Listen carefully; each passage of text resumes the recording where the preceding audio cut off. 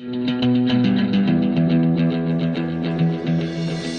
to the Roy Matlock Jr. Money and Business Hours, where he'll help you fix your finances once and for all. To reach Roy, call 615-843-2999. That is 615-843-2999, or visit RoyMatlockJr.com. Now, here's your host, Roy. All right, Roy Matlock Jr. here, and we are going to be talking money once again, and today's topic is going to be kind of a lead-in to what I call the top 10 mistakes that I see when it comes to retirement planning mistakes. And most of these mistakes I see are very preventable, but unfortunately, those mistakes cost people between $50,000 and $500,000 over their lifetime, and that's not good. And so today we're going to do that. I'm going to start with some basics, though. You know, when I meet with people, and that's what our company does, we are a financial advisor. That's what we do. We help people. We give money advice.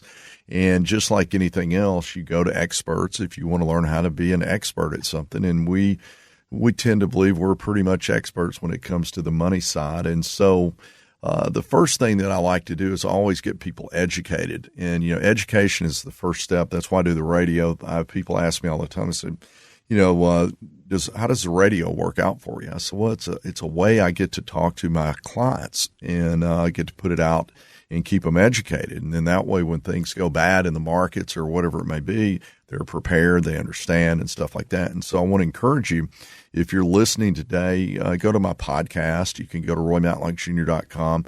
Go get educated, because education will make you money, and lack of education will cost you money. And so today I'm going to start with some basics of how money works and how investments work. We're going to get into about 8 different things where you can put your money toward retirement.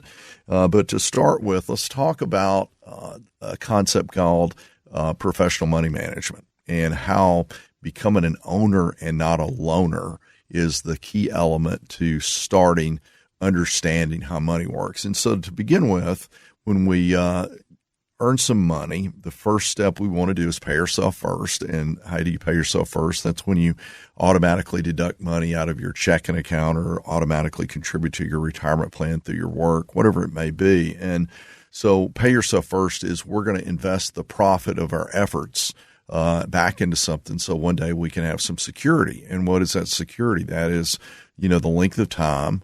Your security is in direct proportion to the length of time that you can not work and continue to eat and survive and live. And so if you have a year set aside, you've got 1 year of security. And if you've got unlimited years of security, meaning you're financially independent, your money will never run out. That's the goal. And so we start with that by taking our profit from our work. If we're not making a profit, we need to cut our expenses and raise our income and create a gap. And so now we're making a profit, whether you have a job or a business, whatever it may be, we want to have a profit. So if you have credit card debt at the end of the year, well, you know what? Then you probably didn't have a profit. If you have car payments, all those kind of things. So anyway, so we do that. We get that under control. And then from there, we go in and we start understanding the basics of how money works, professional money management. So I was taught this early on, become an owner, not a loaner. And so you think about, we go to the bank, we start with the banks. And so the banks have a purpose. You know, they're there for short-term liquid money. They're not there for long-term money. Yet I see people have long-term money sitting there at the bank. And the way the bank makes money is they borrow the money from you. You walk in, you get to open a savings account. They borrow that money from you. And they borrow that money from you at a low rate, then they loan it back out at a higher rate. So, for instance, if they borrow it at 2% on a savings account and loan it at 13% on a car or 21% on a credit card, whatever it may be, they make a spread. And that spread is what they get. So if they have a credit card at 21% and you're getting 2%, they made 19%. Which would you rather be, the bank, or would you rather be the loan money to the bank? I would rather own the bank, right? I would much be, I'd like to get the spread. You know, I've always noticed how banks, their buildings get bigger. I mean, if they want to change, you know, like a new location, they just tear the old one down. I mean, they make money. And so just buy the bank. And you should just buy the bank, just own the bank. And so, well, how do I do that? Well, I own stock. All right, so if I own stock in the bank, I do that. I have people, they tell me all the time they're going to Vegas and they're only going to lose this much money. And I'm like, I like that system. You're only going to lose $1,000. And so I would rather be the casino than the gambler. Who the heck, makes a decision on the front end, I'm only going to lose this much money. Well, that's what people do. I've heard it many, many times. I'm going to Vegas. Yeah, but I'm only going to bet $500. I'm only going to lose, $1,000 or something like that. So would you rather be the gambler or the casino? I would rather be the casino. I'd rather just buy the casino. And you say, well, how do I do that? Well, on stock, on share in it, a share in the casino. And so what that allows me to do is to put myself in a position of ownership. But I don't know which ones to purchase. What bank would I buy? Okay, what casino? I don't know that. We go to professional money managers. A professional money manager called a mutual fund or a managed account. That's where people who are experts in researching companies, they go in and they pick the best banks and they pick the best casinos. I was at a fund group one time and they said, this guy was a pharmaceutical analyst and his background, he was a medical doctor to begin with, and he got his business degree, and all he did was study pharmaceutical stocks. And they said, well, what do you do? He said, well, we go meet with all the companies, the C-levels, and meet with the CEO, and then we go talk to their employees, and then we go to research and development, find out what they got cooking. And then what they end up doing is ranking these stocks, based on what they're selling for versus what they think they're worth. And then they go to the doctors' conventions and they talk to the doctors to see what they're prescribing. And then from there, they send it up to DC. They go talk to the patients, see how they're coming out. And then they put a little bit of money in there. And over a long period of time, they do well. And so that's the way you start. You understand the basics of professional money management. And once you understand the basics of professional money management, you will stop leaving your money sitting in accounts where you're a loaner. What you're going to do is you're going to become an owner. All right, we're going to get our money working for us. And so this is the basics. Then from there, we go to what we call diversification. We're going to have some short-term money. We're going to have some long-term money. We're going to have some that's in the middle. All right. And that is allowing us to never sell at a discount. And so when I go in and I meet with people, the first thing I do is I say, well, let's look at your buckets. Where's your buckets of money at? And so if you're listening right now, the first thing you should do is get a review done. We do those kind of things. Find out where your money's going. Is your money being loaned out or are you owning? That's what we do. My name is Roy Matlock Jr., and we have 3 more segments. We're going to be talking about how to move forward and make the right decisions in retirement. We'll be right back.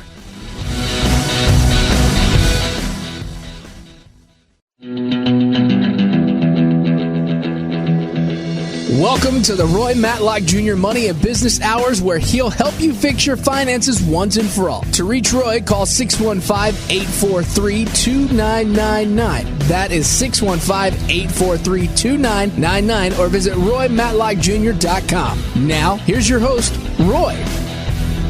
All right, Roy Matlock Jr., and we are talking money today, and today shows the 10 mistakes that I see when it comes to retirement planning. But initially, we're talking about some of the basics. If you're just tuning in, we talked about what is a professional money manager, and what that is a managed account is an investment account that is mutually funded by many people and that is owned by an investor but managed by someone else. And so what happens is when you put your money into one of these funds, they go across, you choose the allocation based on the type of risk and time horizon that you have. We diversify it across different types of, small, medium, large cap. We could do bonds. We could do a portion of it in cash, things like that.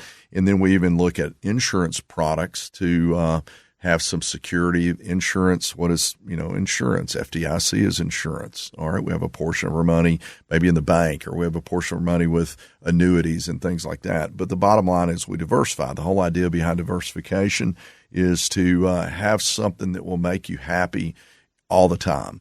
And if your best diversification story I know how to explain is if you're in business and you own a little store on the beach, you would sell sunglasses and umbrellas. That way, if it's raining, you got something that's good. And if it's sunny, you got something that people are interested in too. And so we go in and do those things when it comes to your money. So we're going to get you diversified across things, get you with professional money managers. And this is all so important because when it comes to your retirement plans, a lot of it you're having to pick on your own and do your own thing. And or if you get with someone, you need to have someone help you. And right now, more than ever before, the markets are booming and a lot of people are not allocated correctly. And so what I do then is I kind of work through 6 components. Number one is education and advice. Learn. If you understand, you're going to do much better. Then I meet with people and I do things like, and we find out where you're at in life. You're 45 years old and you've been out there in the money game the whole time. Let's take a look at where you're at. Assets, liabilities, net worth, what your income is, all that kind of stuff. We build a defense. The defense is to protect against, disasters. It would be to protect your income and assets, emergency funds, staying out of debt. You get an offense. We're going to mostly talk about offense today, and that's growing your money, making good decisions there. We then go from there to the product selection. I am a fiduciary. My team is a fiduciary, so we have access to everything. And then we do reviews and updates. And so what you do is if you take your money serious, I have yet to see anyone that has stuck around with me that hasn't done well. And the reason they've done well is because we pay attention to it. Anything you manage and pay attention to always improves. And so then on the offense side, we got a few things. Number one, we pay ourselves first. One of the most important things that biggest mistakes I see is that people just don't ever get started. Then from there, we want to understand how compound interest works and why it's important to get a better return on your money. The difference in 4% is not double and 8%. So what we want to do is we want to understand compounding periods. Rule of 72 says, if you take any interest rate divided into 72, it tells you how long it takes your money to double. So if you're getting 12%, it doubles in 6 years. If you're getting 6%, it doubles in 12 years. It's real simple. Would you rather have your money double in 6 years or 12 years? I mean, I'd like it double as often as possible. Then we get on a consistent plan, time, which allows us to put time on your side by starting early. That gives the back end compounding the ability to, the last doubling period that someone else that waited didn't get, you get. And the last doubling period is your biggest doubling period. So we do that. We diversify. I mentioned that. We put into managed accounts and funds. So we have professionals managing it. We're not buying individual stocks that we don't know anything about. Very few people I've ever met outperform the professionals over a long period of time. So, if you want to throw something in, 10%, something like that of your portfolio, because you think you can beat them, just test it and see if you can. Maybe you're one of the few that can do it. I don't see it. Then we try to defer things or avoid paying taxes. That's a tax plan. Do we tax defer it, tax-free, tax deductible, whatever it may be. So we're walking through this. That's our retirement plan model. We look, if we have children once at college, one day we might look at 529 plans or even UTMAs and UGMAs. Those are plans that have favorable tax treatment, but they can be invested in other things other than college or an educational savings plan. All these things are part of the plan. We have annuities for lifetime income, tax deferral. When we retire, we look at, all of our income sources and things like that. And we look at tax planning as it relates to charitable giving, as it relates to, taking and making sure you have an estate plan that goes to the next generation. And so that's advice and education. And so from there, we're going to get into all these different accounts. And then I'm going to get into the mistakes I see. So let's start with, the different accounts you could put your money. You have an emergency fund, 3 to 6 months of liquid cash. Why do we have an emergency fund? To avoid emergencies, to keep us from paying penalties, like on having to reach into our retirement funds and pay penalties. It allows us to raise our deductibles so we become more self-insured. And what does that mean? That means we no longer have a $500 deductible on our car and our home. We have a $1,500 or $2,500 deductible, or maybe we drop the collision, whatever it may be. But the idea is that it keeps us from borrowing money on credit cards, that we don't have money set aside when an emergency hits. So everything about your emergency fund should be getting a really good rate of return on your emergency fund by taking and doing the other things that allow the emergency fund to move. Okay. Then we're going to get started with retirement funds. Recommend a Roth IRA if you're eligible. If not, we can do what's called a backdoor Roth. That's where you earn too much money. We can do a Roth. We have retirement plans through work, 401ks. That you might have a 403B, whatever it may be, a 457, all these different retirement plans. But the whole idea behind those retirement plans, there's some type of tax benefit, either tax-free growth or tax deductions on the front end, whatever it may be. You might buy life insurance. That it gives you another source that you can get tax-free income that you can pull from. You've got college plans, as we mentioned. We have opportunity funds. What is an opportunity fund? I learned it early on. It's something called opportunity cost. What is opportunity cost? Opportunity cost is I don't have the money, so therefore I can't take advantage of the opportunity. I always want to have the ability to have some liquidity, but at the same time I want to have that money growing. A lot of times I have people in balance funds. Maybe they get to a point where they got a stock and bond fund. They got $100,000. They have to pay taxes on it, but it's fully liquid.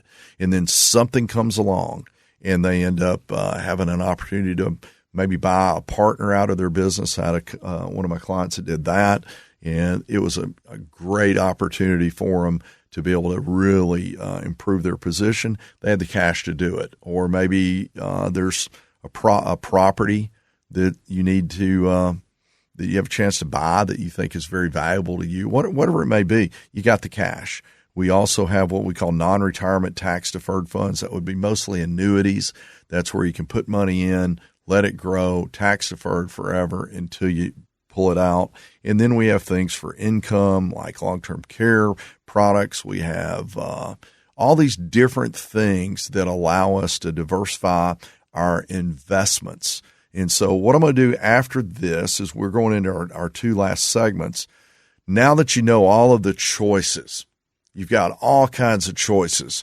And if you want to know more about this stuff, I don't know the number now. It's upwards of 200 podcasts that are sitting at the Roy Matlock Jr. Money Business Hour. You can find it on any of your Apple and Spotify and all that, or you can go to roymatlockjr.com.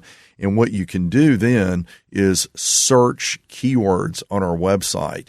You want to know about a budget, do it. Whatever it may be, you can search it out. But what I would encourage you to do, if you need help, reach out to us.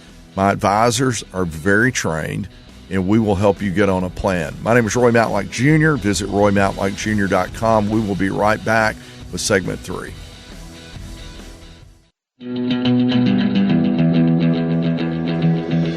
Welcome to the Roy Matlock Jr. Money and Business Hours, where he'll help you fix your finances once and for all. To reach Roy, call 615-843-2999. That is 615-843-2999, or visit roymatlockjr.com. Now, here's your host, Roy. All right, we're back, and let's get into some of the mistakes I see that cost you big when it comes to retirement planning. First off, let's look at the basic plans that you can get into. 401k, 403b is the biggest retirement account opportunity that you can put money into. You can put up to $23,000 a year in a 401k, 403b if you're under age 50. You can do a catch-up contribution of up to $30,500 total if you're 50 and older with your catch-up. The key to this is that most 401ks give you matching funds. So what is one of the biggest mistakes I see starting out? People are not contributing to a fund that you can put in 3%, maybe get matched 3%, so you make 100% on your money, or maybe you put in 6% and they match 3%, you're getting 50% on your money. You can get a tax deduction on the 6% that you put in, so it doesn't cost you 6. It really only costs you 5. So you put in 6, you get a deduction, costs you 5 maybe, and you get 9 I like deals where I put in $5 and instantly get $9. I mean, that's just, and I see people not doing it. The other thing I see is that you have the ability to put in $23,000. If you have the income and ability to do that, you can buy one and get one free. You can put $23,000 in and then get a deduction. Take that deduction, stick it over into a Roth IRA. The deduction will almost fund the Roth IRA. So you can do something deductible or non-deductible. You can do your Roth, you can add to it, but you're eligible to do not only a 401k, but you're also eligible to do an IRA on top of that. So if you're out there working right now and you've built your income up, number one key to getting ahead is growing your income, growing your value proposition. I had a meeting yesterday with a guy that had just sold a business, and he was talking about, maybe getting involved in financial. And he says, what's the value that I need to know everything? I need to know what value I can bring to it. And that is the first idea that you need to be thinking about when it comes to your income. What's my value proposition? What can I bring to the table? Who can I help? What is the problem I can solve for either if you're working for a company or if you're a independent contractor or own a business? It's always about what's the problem? How big is the problem? What am I going to do to be able to solve it? And if I can do that in mass, I make a lot of money. That's the way it is. And it's that way if you work for someone, hey, if you can create something that's value proposition to your business, they're going to pay you a lot of money because they're making money on it. So we want to make sure and do that. So now you've built your income up. You have a goal of 25% into long-term savings. If you can get to that point, and the way you do that is what if you knew that every year your income was going to grow, and then all you're going to do is raise your lifestyle proportionally based on the fact I'm going to take 25% and invest it? How quickly you're going to get ahead. So I always say step number one is have an income plan to grow your income, save 25% of your money. All right, so we do that. If you now let's talk about IRAs. So IRAs, you can put up to $7,000 if you're under 50, $8,000, which is a catch-up contribution if you are over 50. If you're an independent contractor, I'm not going to get into all that today, but you can do a SEP or a solo 401k where you can put a lot of money into that, even more than you can if you're working for a company or an IRA. But the long and short of it is you can do that. If you earn too much money, I'll talk about a backdoor Roth. And basically what it is, it's a non-deductible IRA that we can convert immediately to a Roth, and now you can get that. So let's take a look. Let's say you've got a company 401k and you throw your $30,000 in, you're 50, $30,500, and you're in the 25% tax bracket. That saves you about $7,500, which about funds your IRA. How about that? So we got a free IRA out of it. And we can take that. If you earn too much, we can put it in the form of a backdoor where we convert it each year, right after we put it in. And so we do that. So those are your contribution limits. This will give you an idea. So our mindset should be, let's get contributing. Most important thing is getting started. The most costly thing you can do is procrastinate.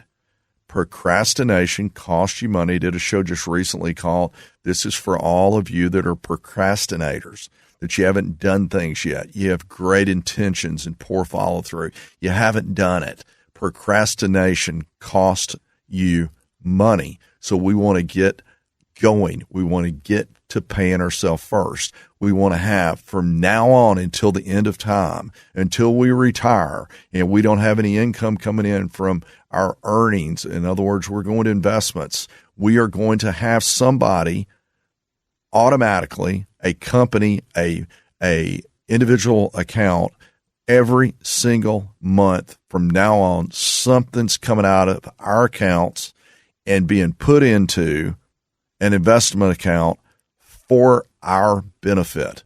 We are going to automatically pay ourselves first. If you hear me right now, you want to get ahead, you got to pay yourself first. You cannot let a day go by. You cannot let that happen. The most important thing you can do is get started. So then we do that. Now that we're started, we got our money moving forward.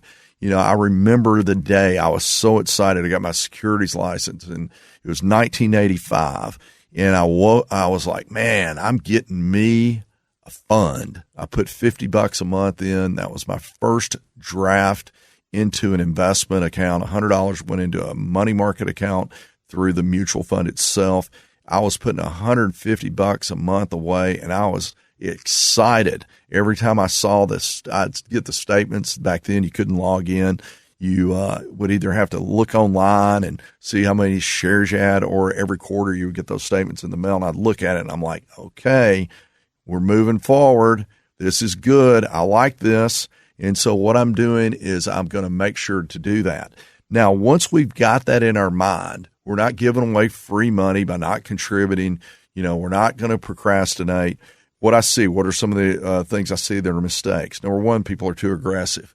You're too aggressive when you're older. If you're at or near retirement, and the amount of money in your 401k or your IRAs right now that's already sitting there is the most important thing that's going to happen to you when it comes to retirement. We need to back it off a little bit. I mean, we don't need to have a 2006 market high that we're down on our big lump sum. That's the most important thing we've got until 2012 again. We don't need that to repeat itself. I see other people that are too conservative. I had a lady come in one day, and she had left her 401k, 403b actually, at a college and university, left it for 20 years, had it in a stable value account.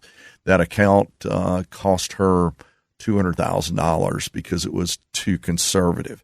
So what we want to do, we want to diversify across stocks, bonds, and even some cash buckets when it comes to our retirement plan, depending on your time horizon. That is the difference in what we're doing. I like to have older people that have a decent amount of money that it's going to mean that they're moving forward. I say older, I'll be 65, so I guess I'm going to consider myself older. But if you're all 55 and up and you're nearing retirement, or when you think you're going to start pulling money, we want to look at the amount of money that you've got already and maybe back it off a little bit.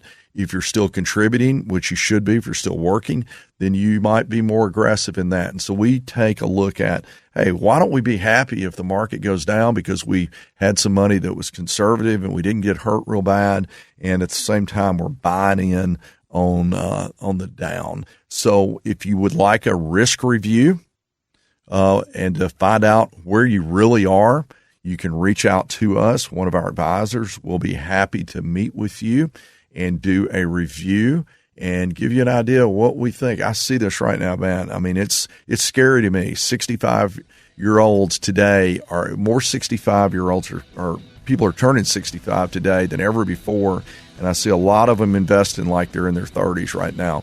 Give us a call. You can do that, a phone call to start at roymatlockjr.com. I will be right back with the final segment on the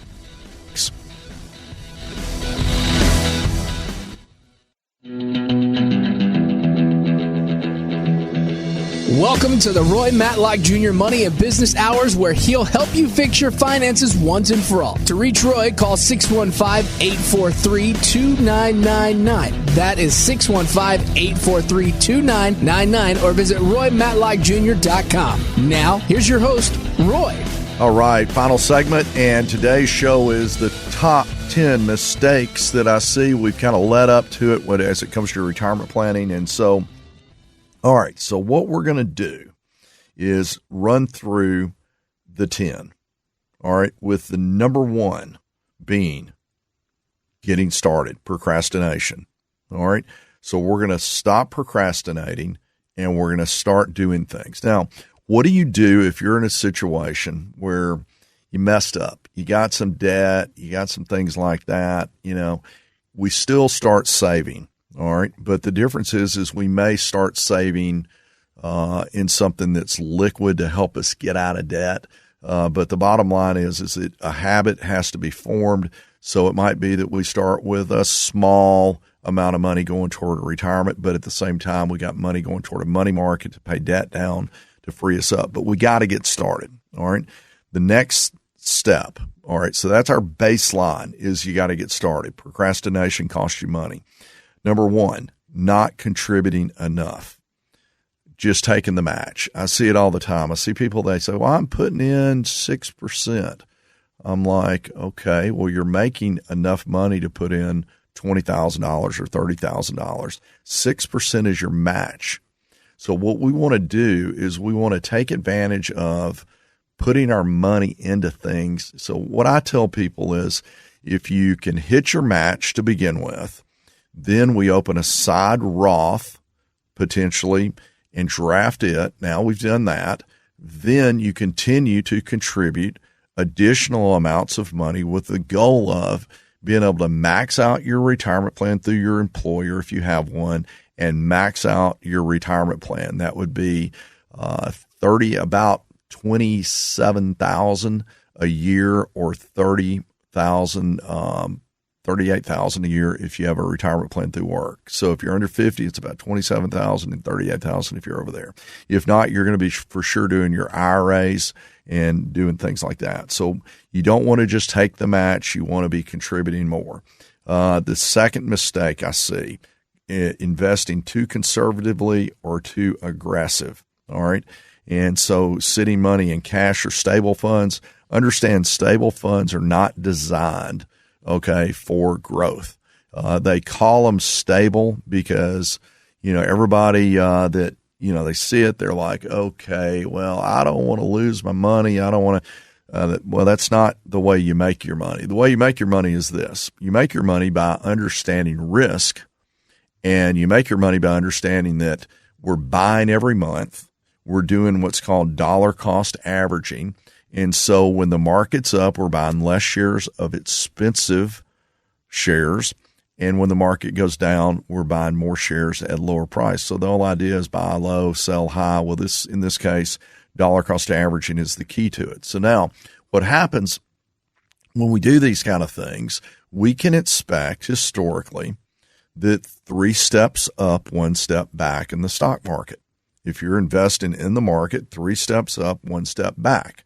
Everybody wants the market to go up. But if you're older, you do want it to go up. But if you're younger, you actually make your money when it's going down.